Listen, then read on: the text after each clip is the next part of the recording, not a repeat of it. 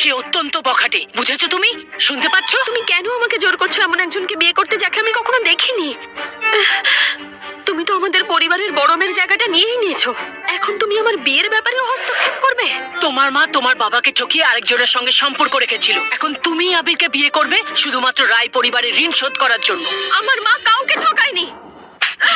তাহলে তুমি চলে যাচ্ছ না কেন? তুমি যদি শ্রেয়সীর হয়ে আবিরকে বিয়ে না করো তাহলে তোমার মায়ের জন্য ওষুধ কিনে দেবো না।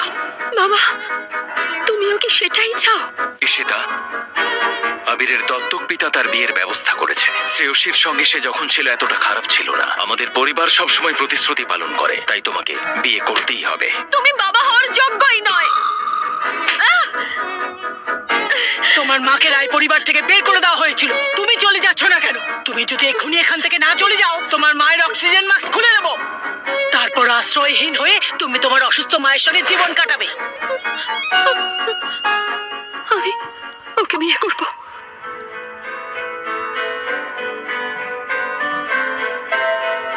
বাহ, এটা কি সুন্দর!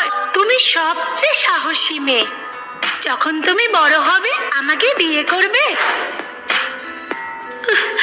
আকাশ, আমি দুঃখিত। আমি তোমাকে আর বিয়ে করতে পারবো না।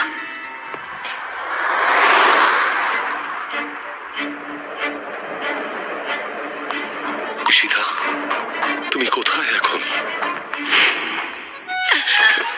এই, ওকে মেরো না। তোমাকে ধন্যবাদ, এই ব্রেসলেটটা তোমার জন্য। এবার থেকে আমি তোমায় রক্ষা আমাকে এখন করব। যেতে হবে, টাটা। আমরা যখন ছোট ছিলাম তোমাকে বিয়ে করার প্রতিশ্রুতি দিয়েছিলাম আমি, আর আমি জানি সেই প্রতিশ্রুতি তুমি ভাঙবে না। স্যার, আমরা আপনার ভাগ্নেকে খুঁজে পেয়েছি। কোথায়?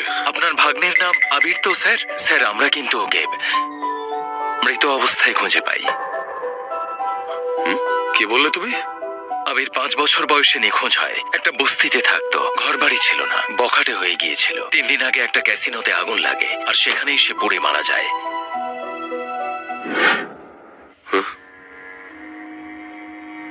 এটাই কি সেই জায়গা যেখানে আমার ভাইপো থাকতো?